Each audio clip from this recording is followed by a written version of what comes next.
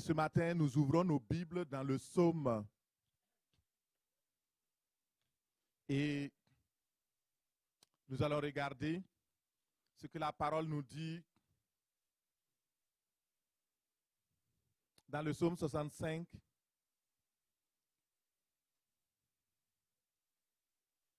Nous laissons toutes choses dirigées par le Saint-Esprit. Seigneur, conduis-nous. Psaume 65. Nous allons nous appesantir sur le verset 1 et le verset 10, mais nous lisons tout le psaume parce qu'il est vraiment plein d'inspiration. Avec confiance au Dieu, on te louera dans Sion. Il y a du grisaillement dans mon... si vous pouvez l'enlever, s'il vous plaît. Avec confiance au Dieu, on te louera dans Sion. Et l'on accomplira les vœux qu'on t'a faits. Ô toi qui écoutes la prière, tous les hommes viendront à toi. Les iniquités macabres, tu pardonneras nos transgressions. Heureux celui que tu choisis et que tu admets en ta présence pour qu'il habite dans tes parvis. Nous nous rassasierons du bonheur de ta maison, de la sainteté de ton temple. Dans ta bonté, tu nous exauces par des prodiges, Dieu de notre salut, espoir de toutes les extrémités lointaines de la terre et de la mer. Il y a un grésillement, enlevez ça s'il vous plaît, sinon vous éteignez mon retour, revoyez mon retour.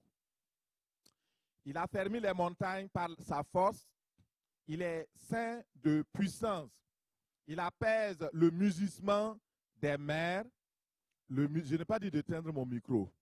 Il apaise le mugissement des mers, le mugissement de leurs flots et le tumulte des peuples. Ceux qui habitent aux extrémités du monde s'effraient de tes prodiges. Tu remplis d'allégresse l'Orient et l'Occident. Tu visites la terre et tu lui donnes l'abondance. Tu la combles de richesses. Le ruisseau de Dieu est plein d'eau. Tu prépares le blé quand tu la fertilises ainsi, et en arrosant les sillons, en aplanissant ses mottes. Tu la détrempes par des pluies, tu bénis son germe. Tu couronnes l'année de tes biens et tes pas versent l'abondance. Les plaines du désert sont abreuvées et les collines sont saintes d'allégresse. Les pâturages se couvrent de brebis et les vallées se revêtent de froment. Les cris de joie et de chant retentissent. J'ai dit des cris de joie, des cris d'allégresse retentissent. Alléluia. Gloire à Dieu. Merci Seigneur. Quel Dieu merveilleux nous avons. Il est tellement merveilleux, tellement bon pour nous. Il a fait de grandes choses. Son nom est merveilleux. Son nom est glorieux. Si vous pouvez changer peut-être mon micro, parce que ça me gêne quand j'entends les grincements. Merci Seigneur. Prenons autorité au nom de Jésus contre toute imperfection dans la technique, toute touche maléfique maintenant soit vaincue au nom de Jésus.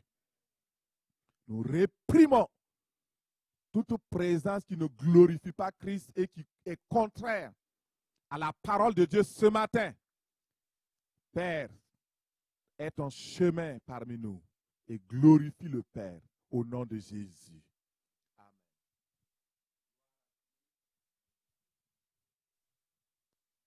Amen. Alléluia. C'est beau. Merci Jésus. Alors, nous avons eu un beau séminaire. Qui a été béni? Alléluia. Est-ce qu'on peut acclamer le Seigneur? Un séminaire de victoire, un séminaire de puissance, un séminaire de gloire.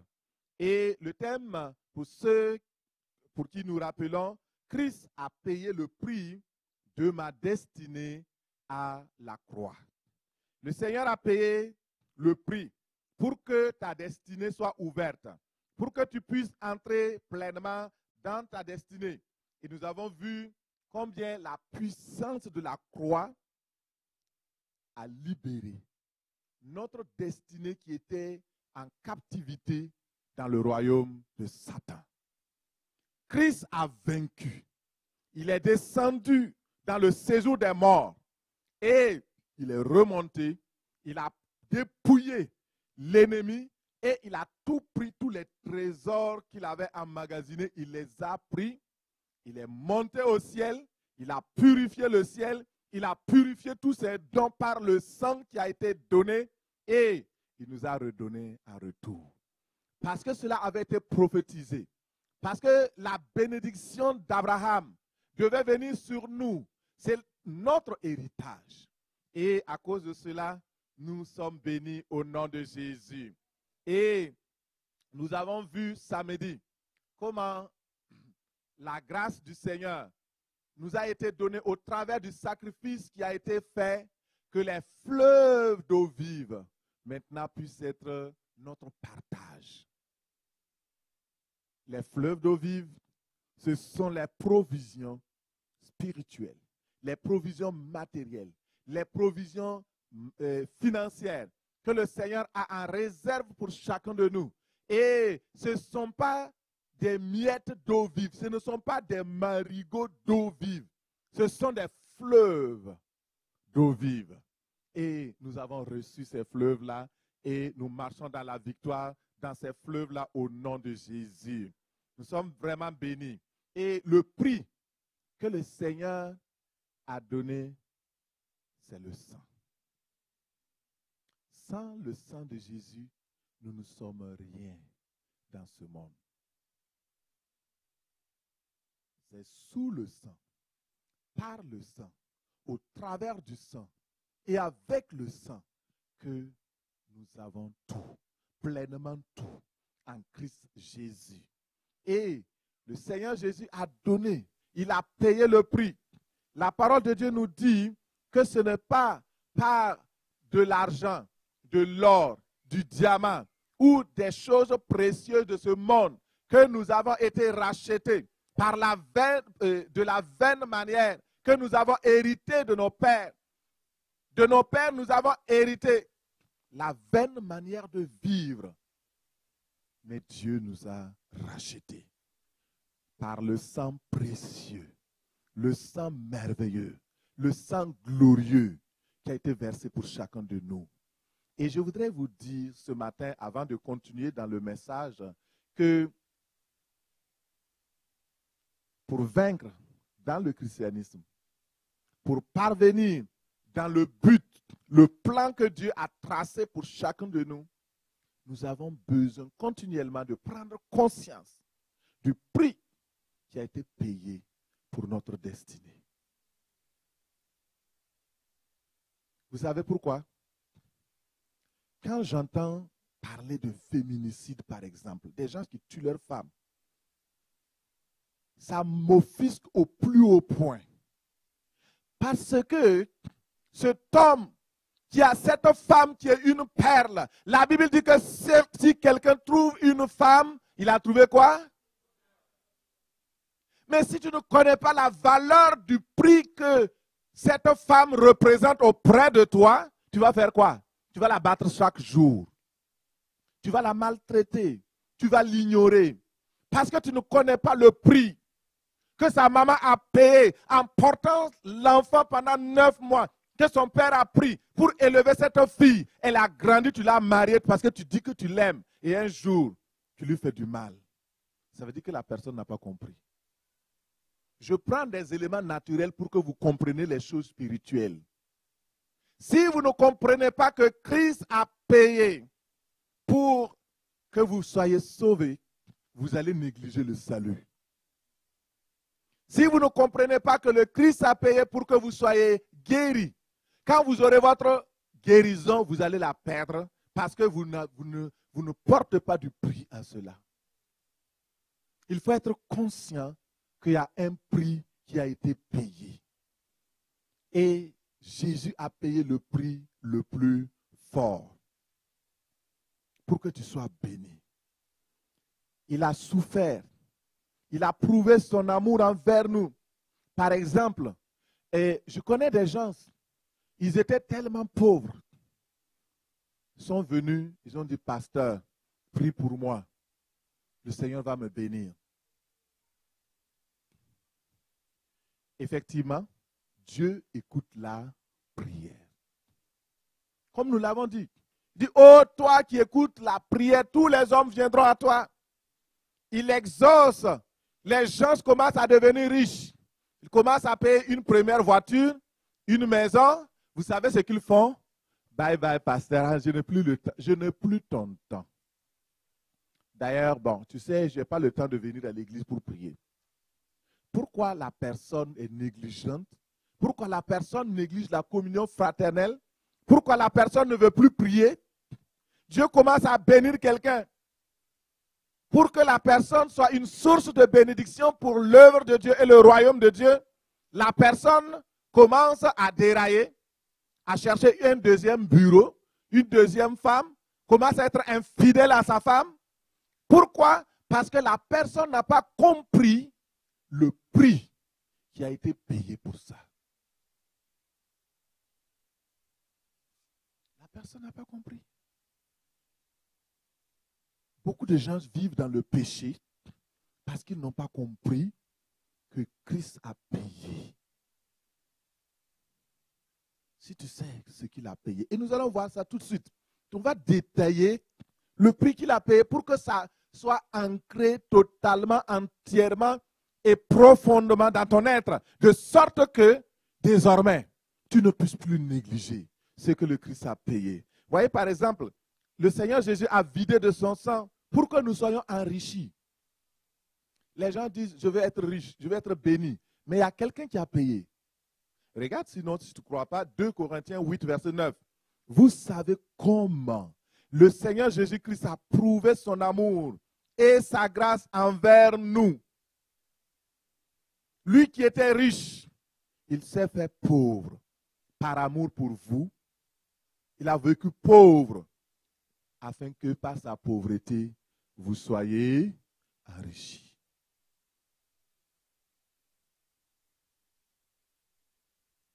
Il y a eu un prix qui a été payé.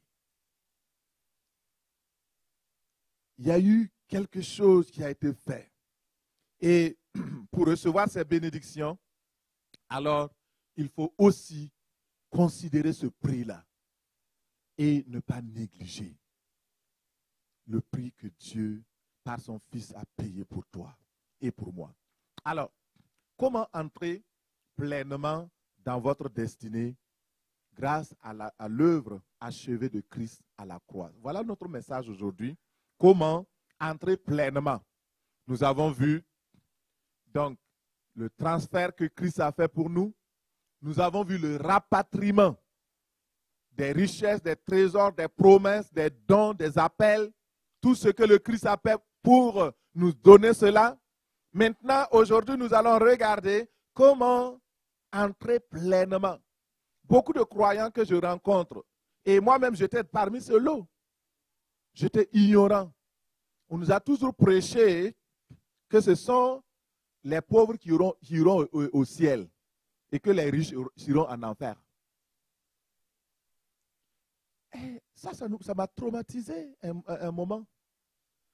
Je ne sais pas, vous autres, vous avez peut-être eu de bonnes églises là avant, mais pour moi, ce n'était pas sûr. On nous a prêché plein de messages qui relevaient plus de la loi que de la grâce. Il faut être équilibré. La loi est bonne.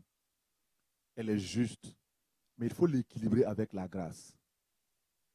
Et justement, le gros problème, c'est que ça ne nous a pas fait du bien. Et les gens sont restés dans la peur, dans la pauvreté, dans la honte, dans le dénuement. Pourquoi? Parce qu'ils n'ont pas compris que Dieu les a destinés en les criant sur la terre. Il avait un plan pour chacun de nous.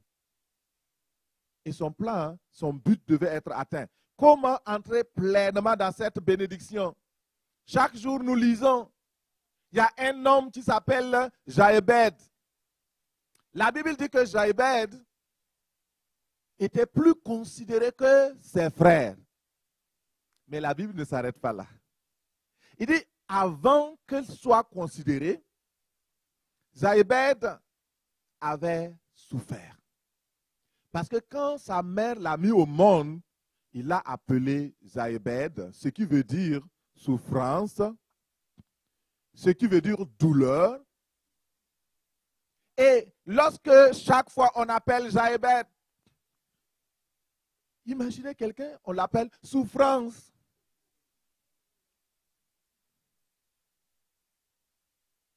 Vous appelez la souffrance sur la personne. Douleur. Et il était dans la douleur. Il était dans la malédiction. Il croupissait dans le dénuement, dans la pauvreté. Il n'avait rien. Mais un jour, Jochebed s'est rappelé des promesses de Dieu. Il s'est rappelé du Dieu d'Abraham. Il s'est rappelé du Dieu d'Israël. Et la Bible dit que Jochebed, lorsqu'il a pris conscience de son état, il a invoqué le Dieu d'Israël. Alors, le Dieu d'Israël, c'est le Dieu qui change les temps et les circonstances. C'est le Dieu qui te prend dans la poussière, qui t'élève pour te placer avec les grands. Lorsque tu étais humilié, déshonoré, le Dieu d'Israël, il te prend et il t'honore. Parce qu'il a la capacité. Il a invoqué. Il a dit, Dieu d'Israël, je sais que Jacob s'appelait Jacob, il était trompeur, tricheur, il était menteur, et tu l'as rencontré au torrent de Jabbok. Tu as transformé sa vie et tu lui as donné le nom Israël. Alors, j'appelle le même Dieu qui a transformé Jacob en Israël. Seigneur Dieu d'Israël, bénis-moi. Étends mes limites. Fais de sorte que je ne sois plus dans la souffrance. Et tes regards sur moi. Et la Bible dit, Dieu l'exauça. Le Dieu qui exauce la prière est ce matin-là au nom de Jésus. Peut-être tu es dans la souffrance, le même Dieu d'Israël veut te délivrer. Le même Dieu d'Israël a écouté tes détresses et c'est lui qui répondra ce matin au nom de Jésus. Alors, nous allons regarder pour que tu repartes avec l'empreinte, la marque indélébile, que tu n'oublies jamais qu'il y a quelqu'un qui a payé un prix pour que tu puisses entrer dans ta destinée. Nous allons voir les trésors. Premier point, les trésors de notre destinée qui ont été libérés par les marques du Christ. Vous savez, il y a des marques indélébiles qui sont dans le Christ. J'ai aimé un message du docteur Savard ici qui a prêché, qui a dit qu'il y a des imperfections qui sont au ciel. Et si on posait la question, alors il y a beaucoup qui ne savent pas ce que c'est que ces imperfections-là. Mais au ciel, Jésus a toujours ces imperfections-là. Ça sera réglé le jour où l'Église sera enlevée. Parce qu'il a besoin de montrer la marque de ses clous au niveau de ses mains, au niveau de son côté, au niveau de ses pieds.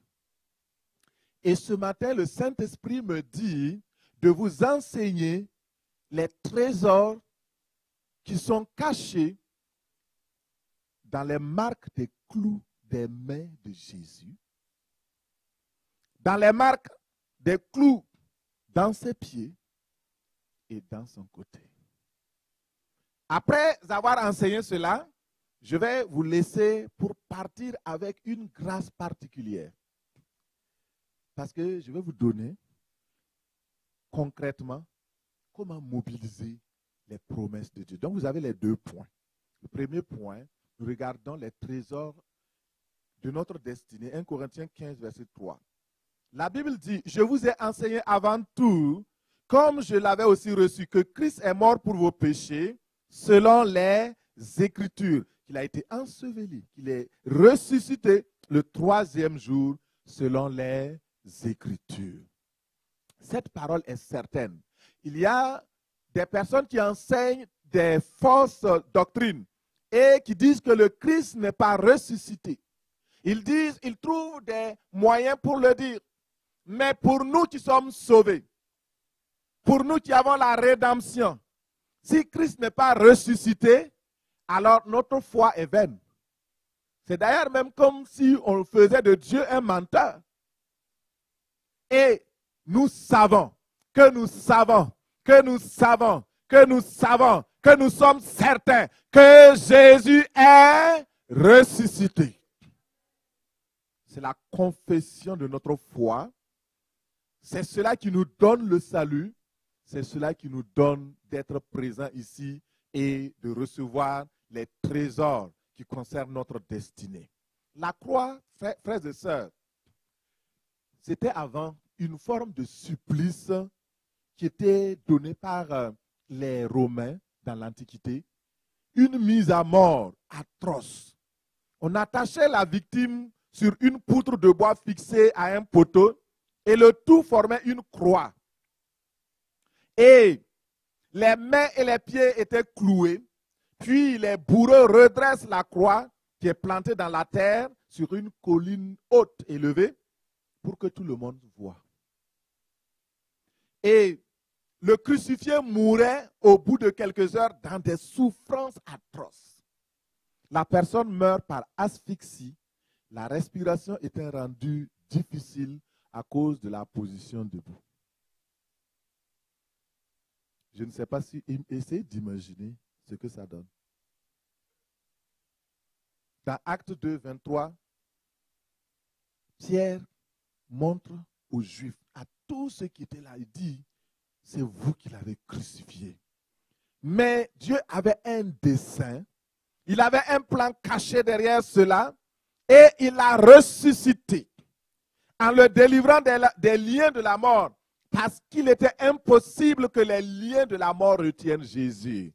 Alléluia. Hey. Jésus, plus fort que la mort. Jésus, plus fort que le tombeau. Jésus, plus fort que Satan. Plus fort que les démons. Plus fort que ta situation que tu vis actuellement. Plus élevé dans les cieux. Autorité suprême. Lion de la tribu de Juda. C'est lui l'étoile brillante du matin. C'est lui le lit de Sharon. Exceptionnel. Unique en son genre. Il n'a pas de concurrent. Jésus, le ressuscité. Alléluia. Ah, je l'aime. J'aime Jésus. Vous ne pouvez pas comprendre l'amour que j'ai pour lui. Ceux qui ne nous comprennent pas, ils se demandent, mais pourquoi ils ont cette passion pour le Christ? Parce qu'il a payé quelque chose que je ne pourrais pas payer. Il m'a donné quelque chose que je n'aurais eu autrement que par ce qu'il a fait. C'est cela notre espérance. Après la résurrection, les marques laissées par les clous sont devenues la preuve de son immense amour pour chacun de nous. Ses mains percées montrent qu'il nous a aimés jusqu'à ce qu'il meure pour nous. C'était aussi la preuve de sa résurrection, que tout est accompli. Alléluia.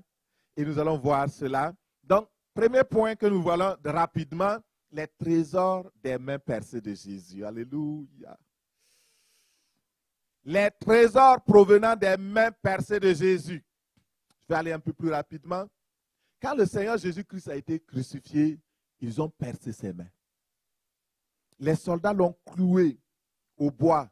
Et dans le psaume 22, verset 16, il était prévu. Il dit, car des chiens m'environnent. Quand vous voyez le mot chien dans la Bible, pensez aux païens, à ceux qui ne connaissent pas Dieu. Des chiens m'environnent. Il parlait des Romains. Les chiens m'environnent.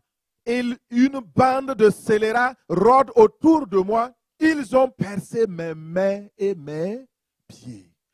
Ici, David, qui est aussi prophète, il voyait le Christ crucifié. Il voyait ses mains percées. Et dans Jean 20, verset 19, on confirme cela. Jésus se présente un soir avec ses disciples au milieu d'eux. Et là, ils étaient tous incrédules. Hein. Ils avaient même peur. Il se présente. Il dit, regardez mes mains. Regardez les clous. regardez mon côté, c'est moi. C'était la preuve. Et aujourd'hui, il y a des faux Jésus qui se présentent aux gens et ils ne savent pas que c'est des faux Jésus. Le véritable Jésus, quand il se présente à vous, il a toujours les marques des clous dans sa main. Je ne sais pas ceux qui l'ont vu là, moi je l'ai vu plusieurs fois. J'ai eu cette grâce-là.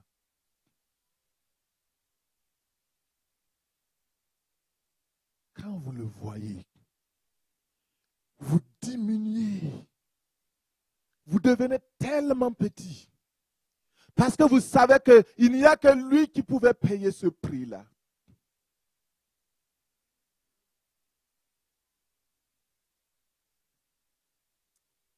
Alléluia, Seigneur.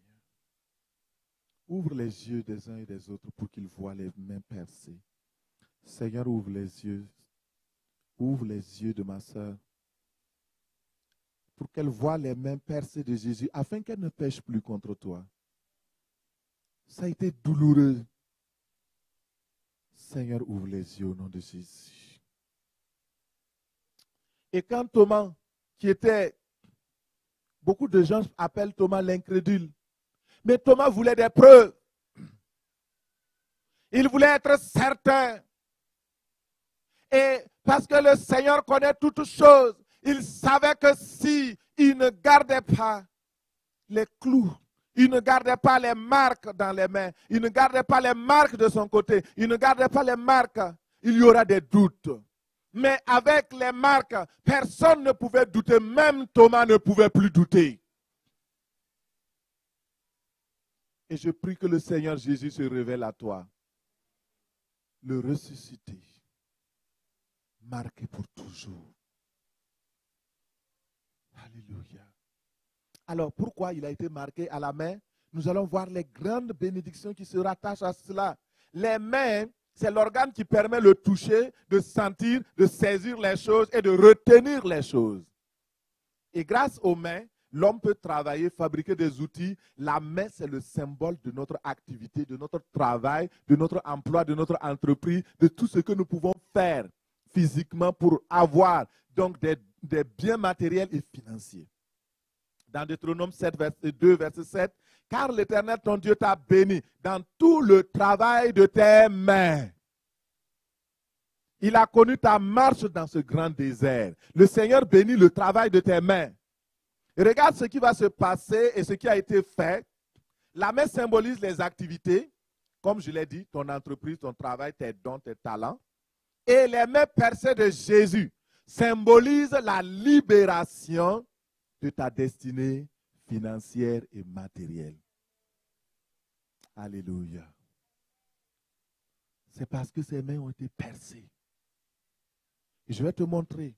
Dans le monde spirituel, lorsqu'on parle de mains percées, quand on dit qu'une personne a les mains percées, ça veut dire quoi? Que l'argent ne reste pas, ça passe. Il y a des gens comme ça. Ils ont l'argent aujourd'hui, demain ça part. Même quand ils mettent leur argent dans la banque même tombe en banqueroute. Il y a des gens comme ça. Et il y a des gens, quand l'argent rentre, on les appelle des dépensiers compulsifs. Tant qu'ils n'ont pas fini de dépenser, ils ne peuvent pas s'asseoir. C'est comme s'il y avait des trucs qui les piquaient. Parce qu'ils ont les mains percées. Mais le Seigneur Jésus-Christ a eu les mains percées pour que tous ceux qui sont victimes de la dispersion de leurs biens, de leur argent, de leurs finances, qu'ils aient la main pleine qui retient, qui saisit les biens financiers matériels que Dieu donne et qu'il a promis au nom de Jésus. Et ce matin, tu dois le savoir, qu'il y a eu un prix qui a été payé pour ça.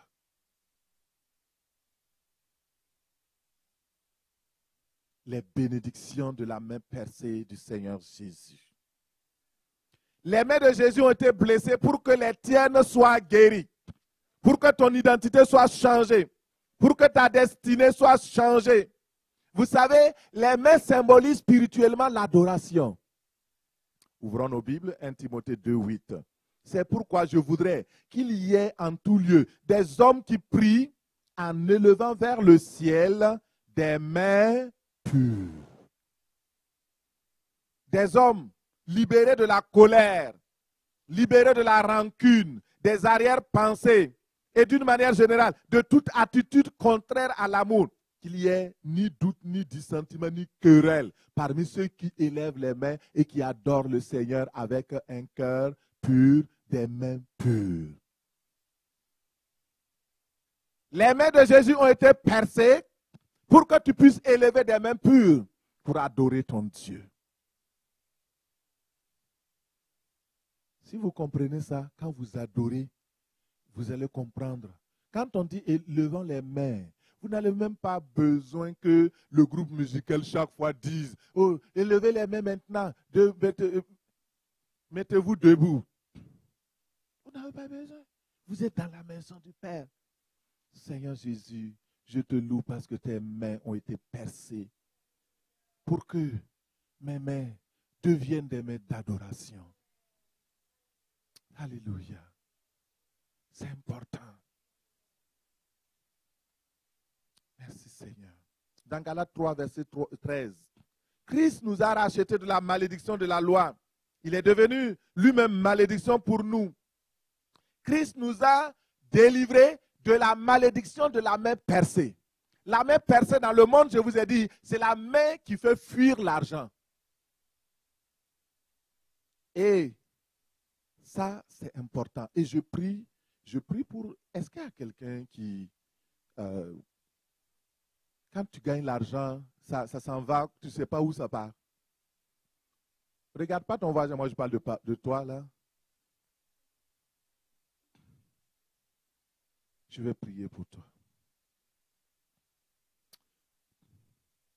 Quand tu gagnes de l'argent, le jour même ou un jour avant que le chèque n'arrive, c'est là que les problèmes commencent. On appelle au pays du Congo. Alors, il y a le mouton du grand frère là qui a cassé son pied, il faut envoyer les dollars. Est-ce que vous comprenez? Pourtant, vous avez l'argent. Vous ne pouvez plus mentir que vous n'avez pas l'argent. Et vous envoyez. Pourtant, il y avait des dépenses.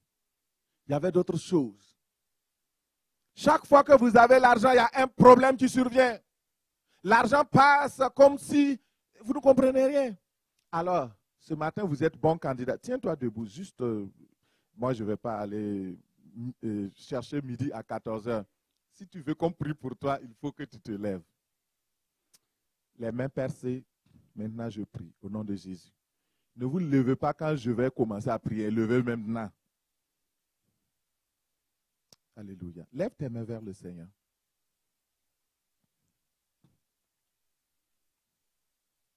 Seigneur Jésus de Nazareth, à cause de ce que tu as fait à la croix du Calvaire, tes mains ont été percées pour que leurs mains soient pleines et retiennent pleinement l'argent, les bénédictions, les dons, tout ce que tu leur as donné. Seigneur, au nom de Jésus, guéris leurs mains et détruis tout pouvoir de destruction. Tout malheur qui amène les problématiques et les difficultés financières dans leur vie soit maintenant tari au nom de Jésus. Je taris la source de la pauvreté dans leur vie au nom de Jésus. Toute malédiction de la pauvreté soit vaincue, recevez les trésors qui viennent des mains percées de Christ. Amen. Vous pouvez vous asseoir. Nous regardons les pieds percés du Christ. Quels sont les trésors de ces pieds percés? Les crucifiés avaient les pieds ligotés d'abord, puis cloués comme les mains. Les pieds étaient fixés en bas à une faible distance du sol par des clous.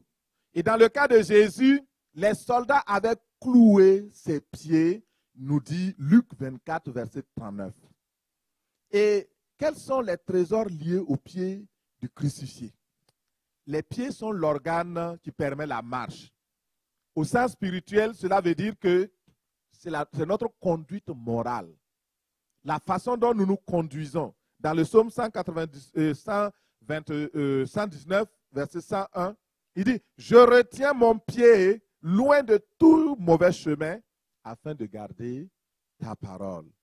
Les pieds cloués symbolisent la libération de notre marche avec Dieu pour courir dans la carrière qui nous est ouverte, la libération de notre victoire. Alléluia, dis Amen. Les pieds, vous savez, les pieds, ça supporte tout le poids du corps quand vous êtes debout. Vous avez besoin de pieds, hein? Est-ce qu'il y a quelqu'un qui peut se passer de ses pieds? Non. Si tu veux être debout, en tout cas, tu as besoin des pieds. Le Seigneur a été cloué aux pieds afin que tu tiennes debout. Afin que ta foi ne chancelle pas. Afin que tes pieds restent fermes et que tu puisses courir dans la foi pour le Seigneur. C'est important. Chaque fois que tu cours, chaque fois que tu marches, pense à ce que le Christ a fait, ce qu'il a eu au pied.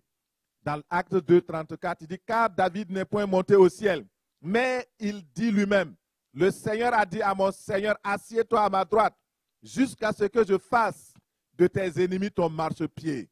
Et que toute la maison d'Israël sache donc, avec certitude, que Dieu a fait Seigneur et Christ, ce Jésus que vous avez crucifié. Les pieds de Jésus cloués, blessés, c'est pour que tu puisses dominer, c'est pour que tu puisses marcher sur Satan, sur ses œuvres, c'est pour que tu puisses détruire les œuvres du diable. La Bible a dit, je vous ai donné le pouvoir de marcher sur les serpents, les scorpions et sur toute la puissance de l'ennemi. Et rien ne pourra vous faire du mal. Parce que le Christ a payé, il a été cloué aux pieds. C'est cela qui nous permet de marcher. Si tu n'as pas la révélation, ne refuse pas ce que je dis. Prends seulement, sois humble. Sois humble. Alléluia. Le Christ a été cloué aux pieds. À cause de cela, nous pouvons marcher sur les serpents, les scorpions. Pourquoi? Parce que nous sommes devenus une même plante avec le Christ. Et nous faisons, ses pieds sont aussi nos pieds. Et quand le sang qui verse de ses pieds tombe, tout lieu où nous foulons le pied, nous prenons autorité et cela devient notre héritage.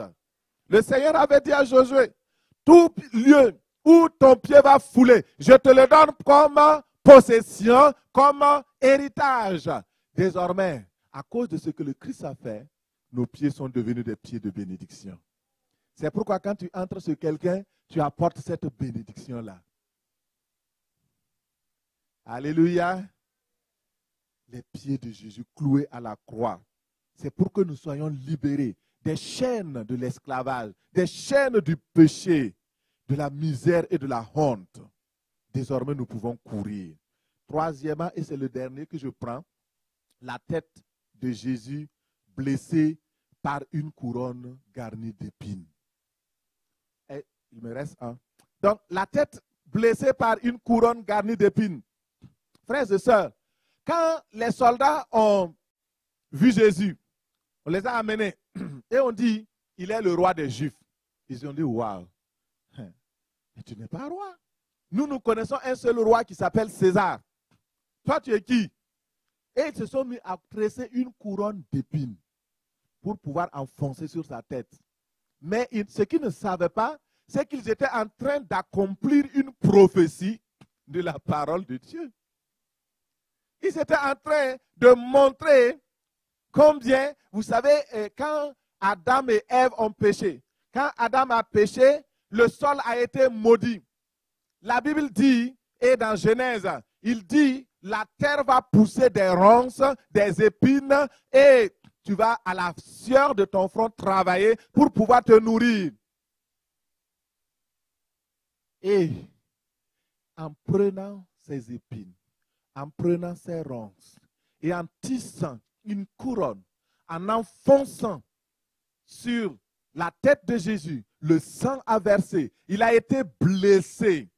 Il a porté cette couronne-là, qui l'ont piqué, afin que tes douleurs, ton opprobre, ta honte soient enlevées. Pour les soldats, c'était une façon de déshonorer le Christ. Mais en le déshonorant, il mettait une couronne d'or et un diadème sur ta tête, mon frère, ma soeur, reçois. Alléluia.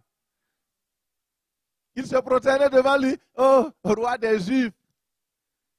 Mais ils ne savaient pas qu'ils étaient en train de prophétiser ce grand roi de toute la terre, du ciel et de la terre.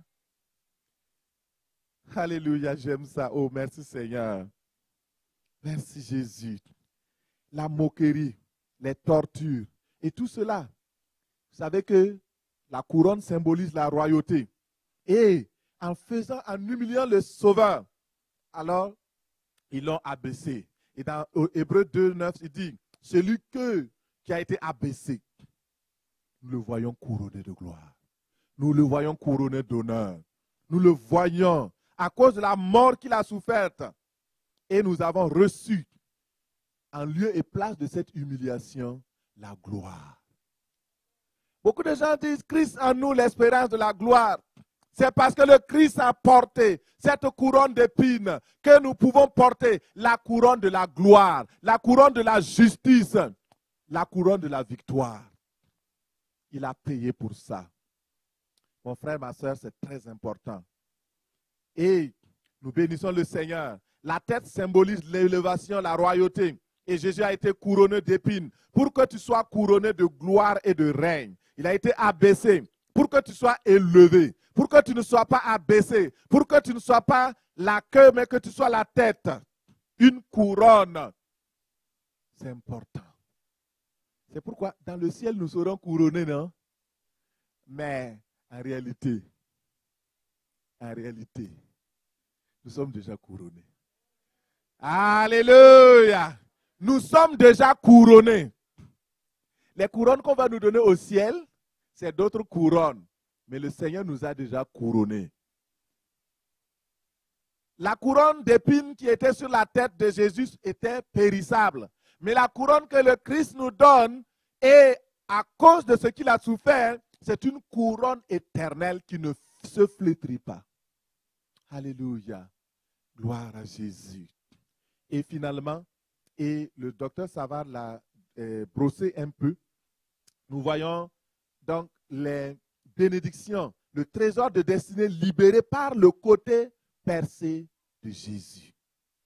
La Bible dit que quand il voulait vérifier que le Christ était mort, parce qu'il y avait de l'orage qui se préparait, il y avait la pluie, les tonnerres et les tremblements de terre, et les gens voulaient rapidement descendre ceux qui étaient crucifiés. Ils voulaient voir s'ils n'étaient pas morts, ils allaient casser les pieds et puis les terminer. Mais quand ils sont venus vers le Sauveur, Jésus était déjà mort. Et pour certifier, pour savoir, parce que les soldats voulaient être sûrs que vraiment il est mort, ils ont percé son côté avec une lance. Et de son côté sont sorties deux choses. De l'eau et du... Qu'est-ce que cela signifie? L'eau. L'eau, c'est la parole. L'eau, c'est les fleuves d'eau vive. Le sang, vous le savez déjà, c'est le sang qui nous a rachetés. Et il a donné cela comme une preuve de sa résurrection. Dans 1 Jean 5, verset 6, il dit, c'est lui, Jésus. C'est lui, Jésus-Christ, qui est venu avec de l'eau et du sang. Non avec l'eau seulement, mais avec l'eau et le sang. Et c'est l'Esprit qui en rend témoignage. Et l'Esprit est la vérité. Alléluia. Ce matin, les fleuves d'eau vive sont notre partage. Parce que le côté du Christ a été percé. Dans le grec, pour ceux qui connaissent un peu, le mot qui a été utilisé, en français, on utilise percé. Mais quand vous allez dans l'original, dans le grec, ils disent que Le soldat a pris la lance et il a ouvert son côté.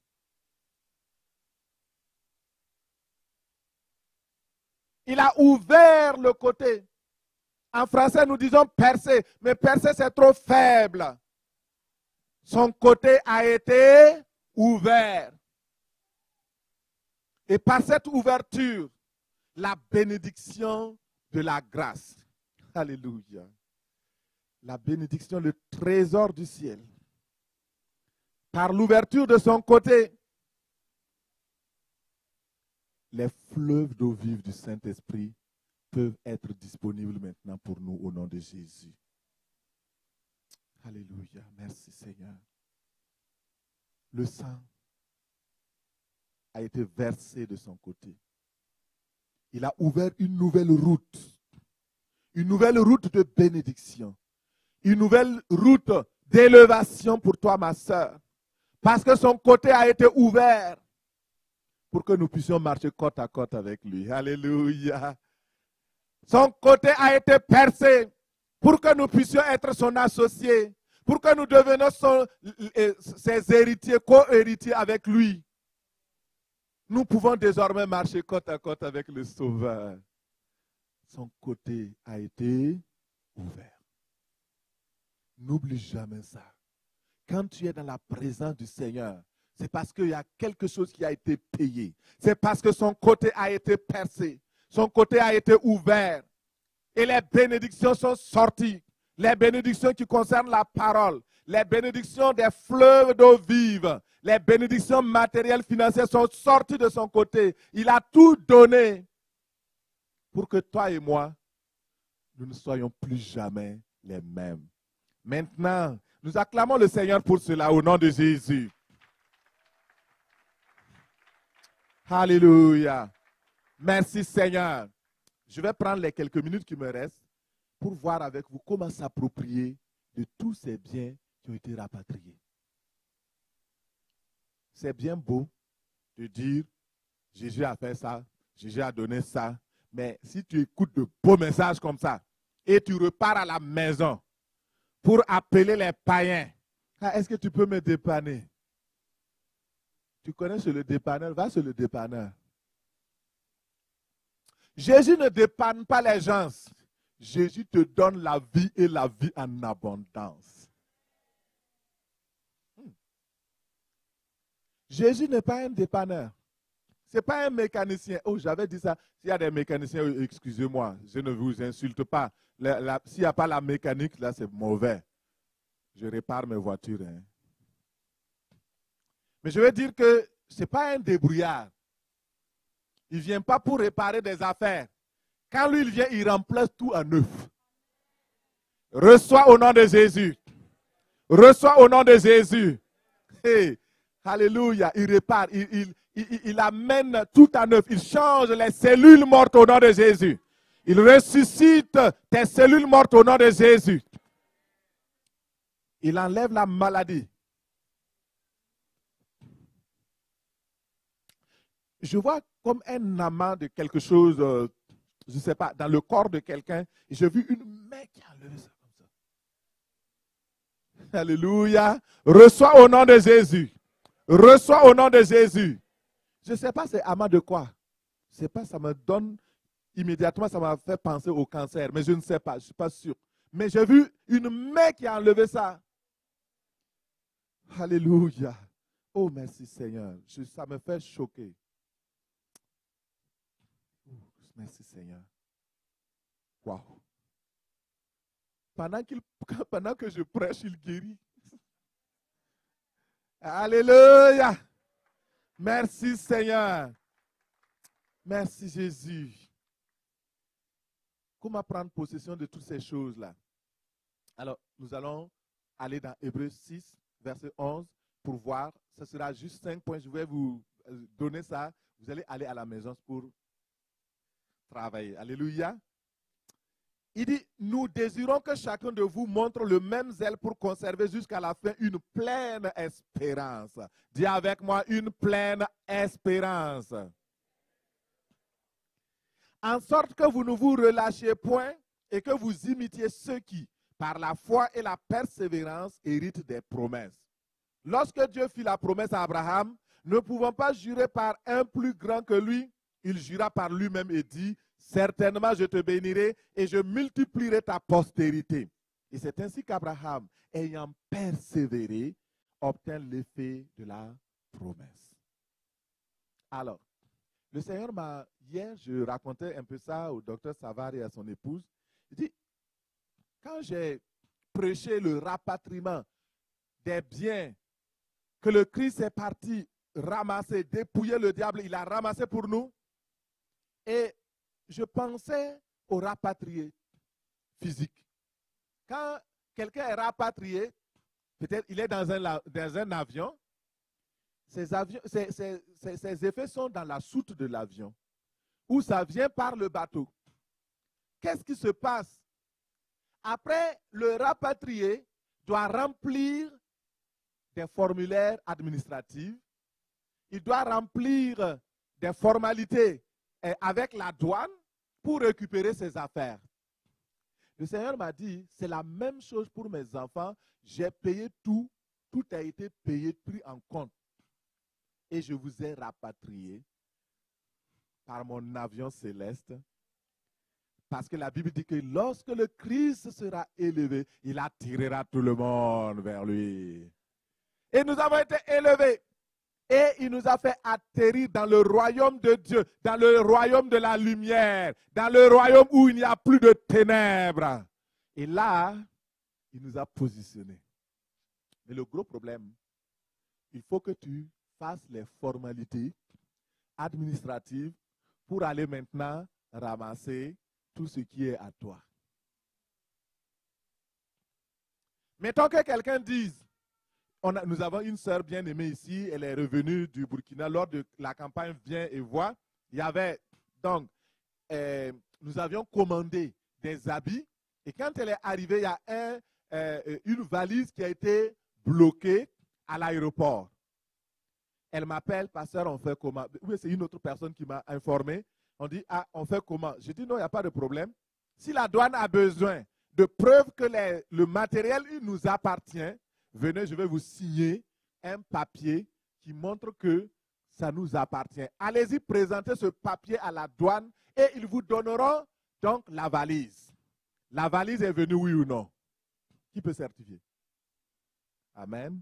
Gloire à Dieu. J'ai juste signé un papier.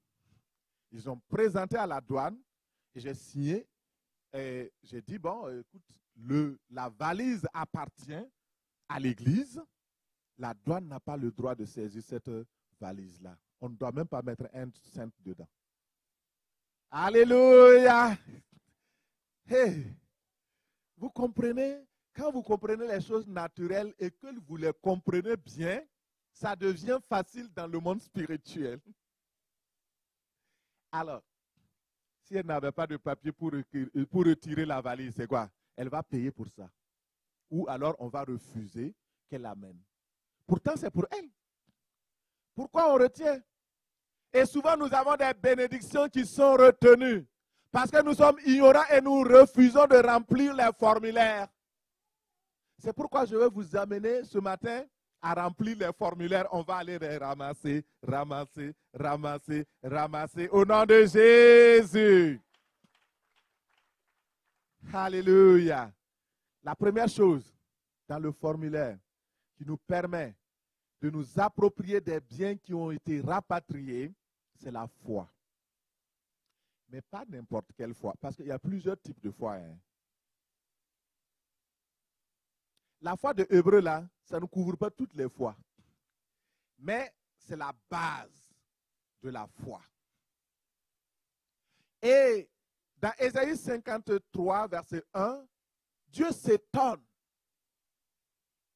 Il dit, qui a cru à ce qui nous a été annoncé? Ce matin, tu vas ressortir d'ici, soit les mains pleines ou les mains vides. Il n'y aura pas de moitié. Le Seigneur dit, qui a cru à ce qui nous a été annoncé, qui a reconnu le bras de l'Éternel? La foi pour pouvoir vous approprier des biens qui ont été rapatriés par le Christ pour votre destinée, ça prend que vous croyez, vous fassiez confiance dans ce que le Christ a fait. Dans l'œuvre achevée de la croix. Si vous ne croyez pas ça, je ne peux rien faire pour vous. Il dit, il a été élevé comme une simple plante faible, comme un rejeton qui sort d'une terre déchaussée. Il n'avait ni beauté ni éclat qui attire les regards. Et son aspect n'avait rien pour nous plaire. Méprisé et abandonné de tous. Homme de douleur, habitué à la souffrance, semblable à celui dont on détourne le visage. Nous l'avons dédaigné, nous n'avons fait aucun cas de lui. Cependant, ce sont nos souffrances qu'il a portées. Alors, pour avoir la guérison, pour ne plus avoir de douleur, tu dois croire que le Christ a porté tes douleurs, il a porté tes souffrances. Il a été puni, considéré comme puni, humilié de Dieu, pour que tu ne sois plus humilié. Il faut que tu crois cela. Il a été blessé pour nos péchés, brisé pour nos iniquités. Il faut croire cela pour vivre une vie de sanctification. Si tu ne crois pas ça, ça ne marchera pas. Et le châtiment qui nous donne la paix est tombé sur lui. Beaucoup de personnes n'ont pas la paix. Tu rentres dans la nuit, tu ne peux pas bien dormir. Tu te tournes à gauche. Comment on va gérer telle affaire? Comment on va gérer telle situation? Le Seigneur dit, regarde simplement que le Christ a reçu les châtiments qui te donnent la paix. Tu n'as pas la paix dans ton couple. Lis ce verset-là 53 fois. Prie. Dis, Seigneur, moi je crois que tu as été châtié pour que j'aie la paix. Je veux la paix dans mon couple à partir d'aujourd'hui. Et tu verras, la paix de Dieu viendra. Alléluia. Il dit, c'est par ces meurtrissures que nous avons été guéris. Et nous sommes... C'est ça. Prends ça.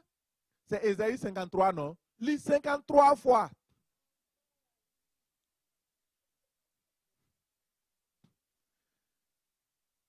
Ça doit être une révélation du Saint-Esprit, certainement. Moi, je ne sais pas pourquoi je l'ai dit aujourd'hui. Je suis simple comme un enfant. Hein. Si le Saint-Esprit me dit des choses, moi, je dis seulement. Je ne réfléchis même pas. Alléluia. Est-ce que c'est tombé dans l'oreille de quelqu'un? La foi. Dans ce que le Christ a fait pour nous. Deuxième chose très importante, le zèle pour conserver jusqu'à la fin une pleine assurance.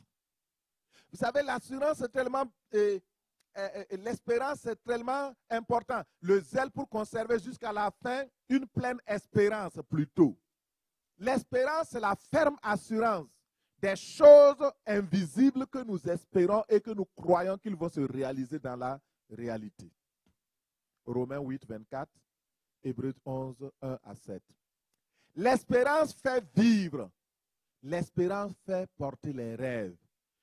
Un homme, une femme sans espérance est un homme mort. Si tu n'as plus d'espérance, tu n'as plus de raison de vivre dans le monde. La vie n'a plus aucun sens pour toi. L'espérance dont nous parlons, c'est la reconnaissance de ce que le Christ a accompli et des promesses qu'il a dites, parce que nous savons qu'il ne ment pas, ce qu'il a dit, il le fera. L'espérance, c'est la confiance dans l'avenir, que notre avenir est béni, que notre destinée est bénie. Tu as l'espérance. Chaque jour, tu espères. Espère en lui. Il ne t'abandonnera pas. Il ne te délaissera pas. Même si tu ne vois pas les choses concrètement maintenant, attends. Elles s'accompliront certainement. Au nom de Jésus. L'espérance nous pousse à persévérer, même dans la souffrance, même dans la douleur. l'espérance. Que le Dieu de l'espérance vous remplisse de toutes sortes d'espérances au nom de Jésus. Et que votre foi soit ferme. Et que cette espérance vous pousse à persévérer au nom de Jésus. Troisième chose, justement, c'est la persévérance. La persévérance est l'imitation de modèles de succès. Vous voulez réussir? Vous voulez être la tête? Soyez avec des gens qui sont la tête.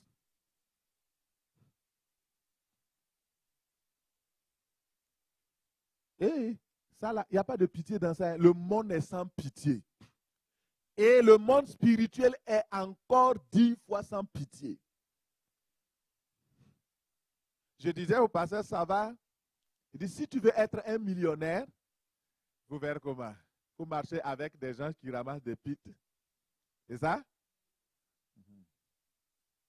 Si vous voulez être un millionnaire, il faut facturer des millionnaires.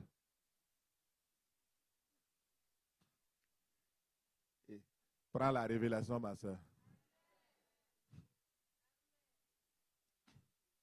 C'est ça. Si tu veux être avec des gens victorieux dans la foi, marche avec des gens victorieux dans la foi. Ce n'est pas une insulte.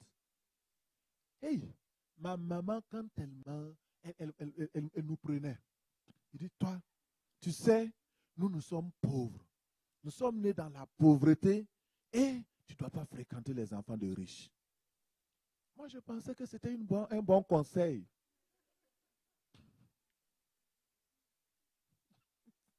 Effectivement, j'avais un ami qui m'aimait beaucoup à l'école, mais ses parents étaient très riches. Et ça bloquait. Ça bloquait. Je dis non, je ne peux pas fréquenter des riches. Il venait chez moi. Vous savez, j'étais dans une pauvreté telle que j'avais une chemise et un pantalon. Quand je viens la nuit de l'école, j'étais au secondaire, au lycée, donc c'est secondaire, voilà. Secondaire C.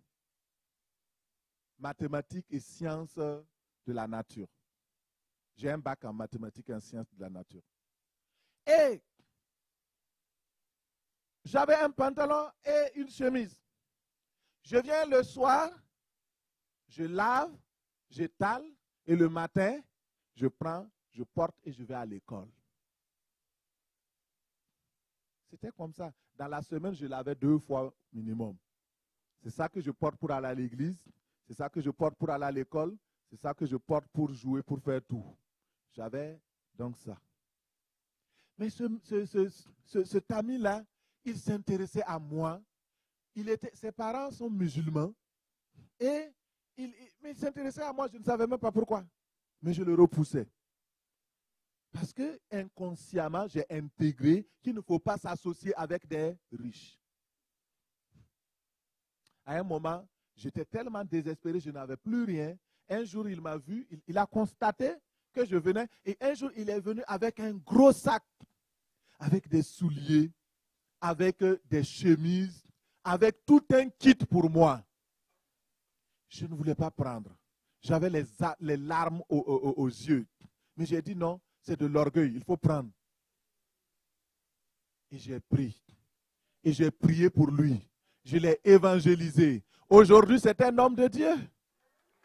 Alléluia. Vous comprenez? Mais ma maman disait, ne va pas avec les riches. Si je ne t'ai pas... vous voyez? Je n'allais même pas sauver cet homme. Le Seigneur nous appelle à des exploits, mais souvent nous-mêmes et notre caractère, comme le pasteur Savard a prêché, notre caractère peut être une limitation. Notre culture, notre éducation peut être un blocage. Que ton éducation ne soit pas un blocage au nom de Jésus. Au nom de Jésus. Tu dois imiter les bons modèles. C'est important. Jacques dit quoi? Dans Jacques 1, 22, mettez en pratique la parole. Ne vous bornez pas à l'écouter en vous trompant vous-même par de faux raisonnements. Car si quelqu'un écoute la parole et ne la met pas en pratique, il est semblable à un homme qui regarde dans un miroir son visage naturel et après s'être regardé, s'en va et oublie aussitôt comment il était. Mais celui qui aura plongé les regards dans la loi parfaite, la loi de la liberté, et qui aura persévéré, n'étant pas un auditeur oublieux, mais se mettant à l'œuvre, celui-là sera heureux dans son activité. Il faut persévérer. La persévérance demande de la discipline et de la foi. Si tu persévères, il faut imiter les personnes qui réussissent. C'est ça, hein? Vous voulez réussir? Imitez ceux qui réussissent. Il y a toujours de bons modèles. Il y a certaines personnes qui veulent plafonner par le bas. Si vous voulez plafonner par le haut, imitez ceux qui plafonnent par le haut. Souvent on dit, ah, mais il y a telle personne là, lui aussi c'est un pasteur. Non, je dis, ok, c'est un pasteur. Mais il y a pasteur dans pasteur. Et ça là, oublie. Je ne me fais pas des histoires. Hein. Même parmi les apôtres, l'apôtre Paul a fait la différence. Il a dit, j'ai travaillé plus que eux tous. Ce n'est pas de la vantardise, ce n'est pas de choses. Il faut être humble. Il faut reconnaître. Ah, mais lui aussi, il dit qu'il est serviteur de Dieu. Mon frère, il y a serviteur de Dieu et serviteur de Dieu. Voici mon frère Jacari qui est là. Nous avons amené en Côte d'Ivoire.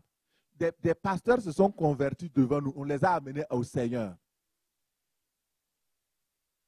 Les a amenés au Seigneur. Prêcher l'évangile. Notez à une conférence JPZ. Ou bien c'est quoi, je ne sais plus. Avec le jeune Marcel, quoi maintenant. C'est ça. À l'époque, il avait 21 ans comme ça. Des pasteurs.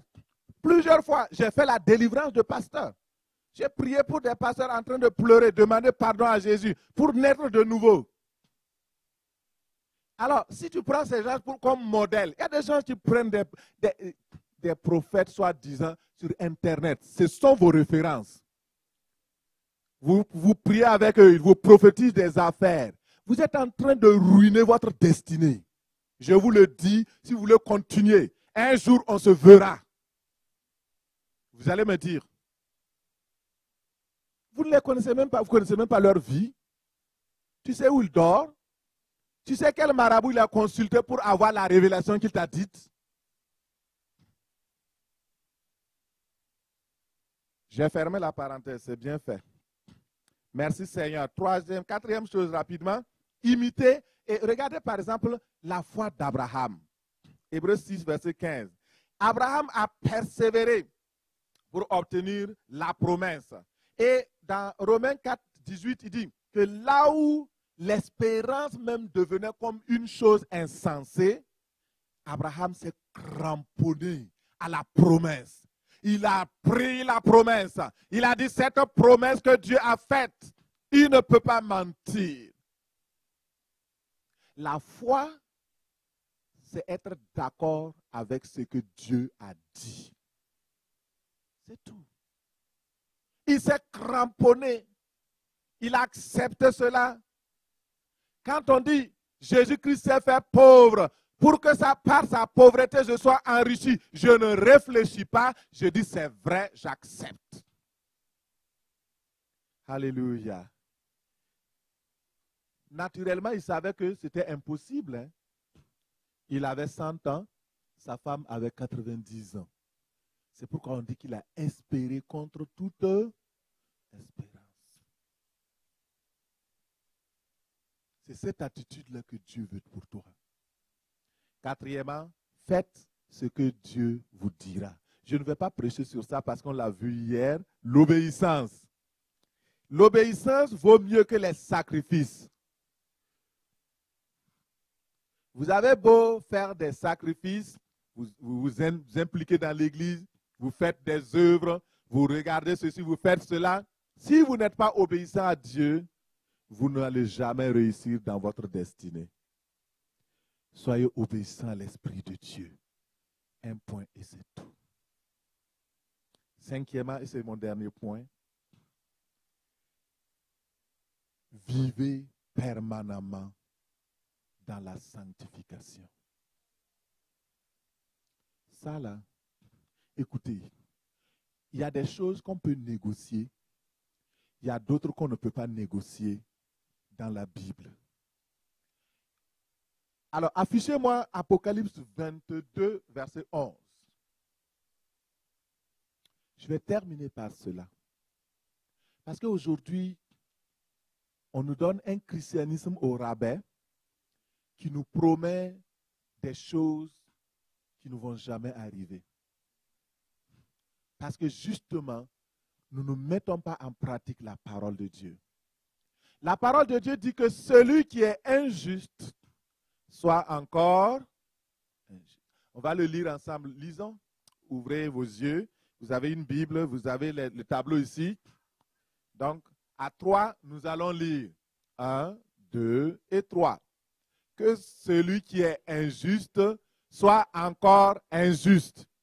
Que celui qui est souillé se souille encore. Et que le juste pratique encore la justice. Et que celui qui est saint se sanctifie encore. Remarquez le mot encore.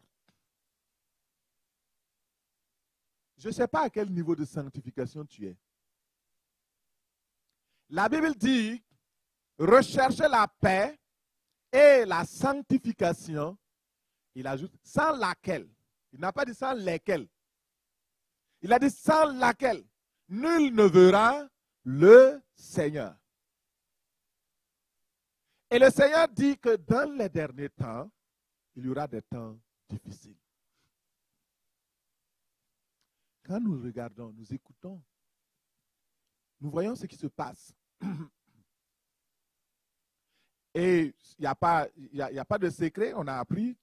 Il y a un pasteur qui a tué sa femme dans la semaine passée.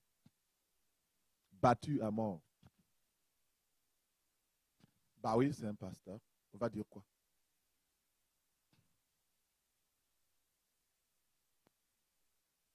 Écoutez, ça c'est un point non négociable avec le Seigneur.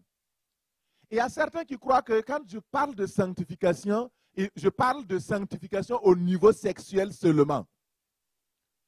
Ce n'est pas de ne pas aller courir la femme de quelqu'un ou de ne pas courir. Non, ce n'est pas ça seulement. Oui, ça inclut, c'est dedans. Mais le ciel, c'est un endroit saint. C'est un endroit pur. C'est un endroit clean. La Bible dit que rien de souillé ne viendra au ciel. Écoutez, ça là, c'est un point non négociable avec Dieu. Vous voulez prospérer. Vous voulez que tout ce que le Christ a rapatrié soit sur votre vie. Vous voulez être élevé. Vous voulez recevoir les choses qui ont été promises. Dieu a déjà pourvu. Mais le cinquième point qu'il vous demande, c'est de vivre une vie de sainteté. Une vie de justice. Pas quand vous êtes à côté du pasteur. Pas quand vous venez à l'église. Pas quand vous venez, vous avez les frères et les sœurs. Non. Je connais un pasteur très, très révéré dans le monde. C'est un vrai pasteur, lui. Et il a nommé un diacre. Mais il ne connaissait pas la vie du diacre. Un jour, vous savez, les gens aiment faire les surprises souvent. Il est parti au bureau de ce monsieur. Et quand on l'a annoncé, sa secrétaire ne savait pas que c'était son pasteur. Il n'a même pas annoncé l'évangile dans son bureau. Il y a des choses comme ça. Ce sont des responsables dans l'église. Diacres de ceci, anciens de cela. Mais leur vie ne témoigne pas Jésus-Christ crucifié. Ils déshonorent le Seigneur. Et quand il est sorti, il avait une grosse cigarette là qu'il fumait. Il rencontre le pasteur. Le pasteur, c'est un géant. Hein, il nous a raconté cette histoire. Hein. Zacharie, tu connais. Il est géant. Et là, il a tout mis, la cigarette et puis les autres, il a avalé.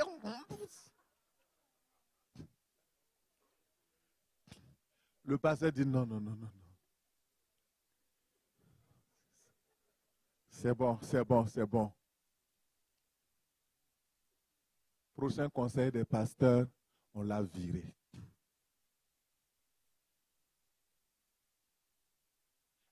Une autre, ça c'est une fille. À l'église, quand vous la voyez, honnêtement, je ne comprends, je l'ai vu moi-même.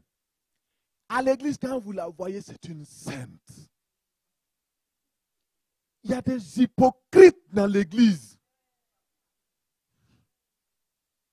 Vous la voyez une sainte. Mais le même pasteur, il nous a raconté. Il faut que je commence à faire des vérifications dans les... Et là, cette femme-là, elle ne portait pas de bijoux à l'église quand tout le monde la voit. Waouh! Mais là, il part au bureau de la femme parce qu'il voulait un papier. Ça, c'était juste même pas pour vérifier quoi que ce soit. Il voit la femme avec rouge à lèvres, maquillage, avec toutes les affaires qui sont là. Le pasteur dit, mais il ne l'a même pas reconnu.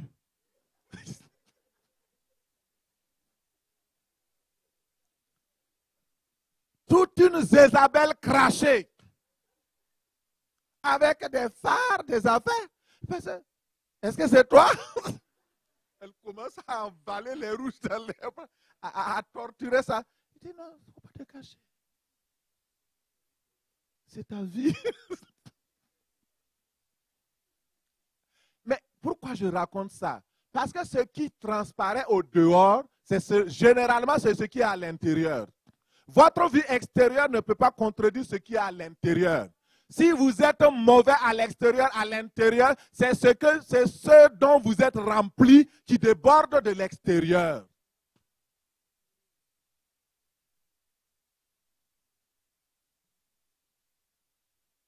La sanctification sans laquelle nul ne verra le Seigneur. Dans les derniers temps, que celui qui est juste continue à demeurer juste. Et je vais vous révéler quelque chose que le Seigneur m'a montré. Il a dit qu'il y aura un moment où ceux-là qui ne sont pas, qui ne vivent pas dans la justice, il n'y a plus de retour. La Bible dit que les méchants avanceront dans le mal. Les justes aussi vont avancer dans la justice. Il y aura un chemin séparé. Il n'y aura plus de confusion. Le Seigneur est en train d'amener un réveil. Et dans ce réveil, soit tu es positionné pour Jésus-Christ et Jésus-Christ crucifié, ou bien tu es conditionné et positionné pour le monde et tu vis selon le monde et le monde passe. Et ses désirs, ses convoitises passent. Mais celui qui croit et qui demeure avec le Christ, lui, il va demeurer éternellement. Alors, voilà ce que je voulais vous amener. Je vous résume les 5 points avant donc de prier avec vous. Et je crois que le Seigneur est vraiment bon. Il nous a bénis et nous glorifions son nom au nom de Jésus.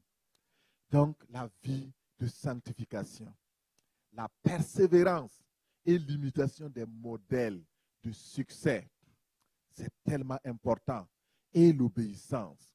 L'obéissance, c'est vraiment important. L'espérance. Ne perdez jamais l'espérance. Quand vous perdez l'espérance, vous avez tout perdu. La foi, sont des fondamentaux. Aujourd'hui, le Christ est ressuscité, tout le monde jubile. Mais regardez combien considère le prix qu'il a payé pour chacun de nous. Je ne voulais pas amener un message pour vous caresser dans le sens du poil. Je voulais amener le message que le Saint-Esprit m'a mis à cœur. Que le Seigneur vous bénisse et que sa grâce soit sur vous. Au nom de Jésus. Amen.